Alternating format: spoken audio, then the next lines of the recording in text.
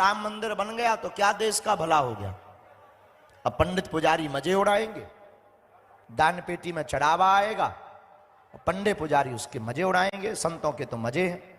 और कृष्ण जन्मभूमि के लिए भी आप बात भी करो तो काय के लिए। तो विचित्र बात हमको सुनकर के ठेस पहुंची, तब हमने उसको बड़ी विनम्रता पूर्वक कहा कि पंडित पुजारी के लिए दान पेटियां नहीं है, भारत के विकास के लिए और सनातन के वर्चस्व को बनाने के लिए है।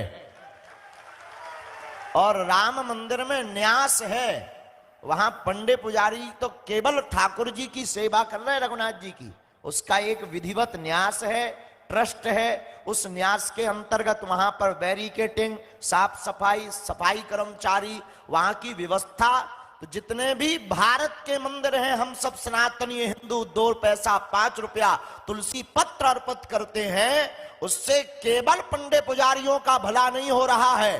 बागेश्वर धाम पावन तीर्थ की इस क्रांति से ये पूरी दुनिया को बताना चाह रहे हैं कि केवल मंदिर ही एक ऐसे हैं जिससे हिंदुओं में एकता हो सकती है। इसी संकल्प को लेते हुए हमने फिर 5 तारीख के लिए यह विचार किया कि जब सभी संत आएंगे तो हम ये बात उनके चरणों में रखेंगे। संत बड़े दयालु होते हैं, बड़े कृपालु होते हैं, और हमारे तो प्राण भी संत हैं, और हमारा तो जीवन में श्वास और हमारे जीवन में जो कुछ भी है इन संतों के चरणों के ही प्रताप के कारण है। को आज 5 तारीख के माध्यम से हम सबको इन संतों का साथ देना है, और हम संतों के साथ हम सबको मिलकर के अब ये धर्म विरोधियों को बताना है, मठ मंदिर पुजारियों की जेब भरने के लिए भर नहीं है, हमारे मठ मंदिर गरीब बेटियों का घर भी बसाते हैं।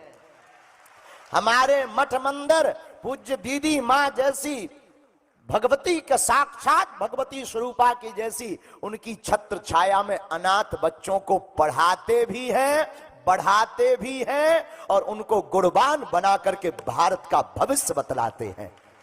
हमारे मठ मंदिर में आने वाले दान पात्र की राशियों से केवल मंदिरों का विकास नहीं होता, आलिंदी संत ज्ञानेश्वर की भूमि, संतों की भूमि, महाराष्ट्र में रहने वाले संत प्रवर्तक पूज्य महाराज जी, पूज्य श्री आचार्य श्री विभूषित गोविंद देवगिरी जी महाराज जैसे महात्मा सर्वत्र जा करके संस्कृत विद्यालय बनवा करके, चलवा करके भारत की संस्कृति को भी बचाते हैं और भारत को हिंदू राष्ट्र बनवाने का संकल्प पूरा करवाते हैं।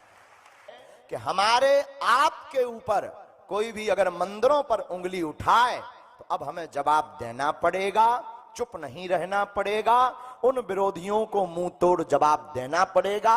शेष बचे हुए भारत के मंदिरों से भी एक एक अस्पताल बनवाना चाहिए। कौन कौन इसमें समर्थन में है? तो बड़े कंजूसी के साथ क्यों हो?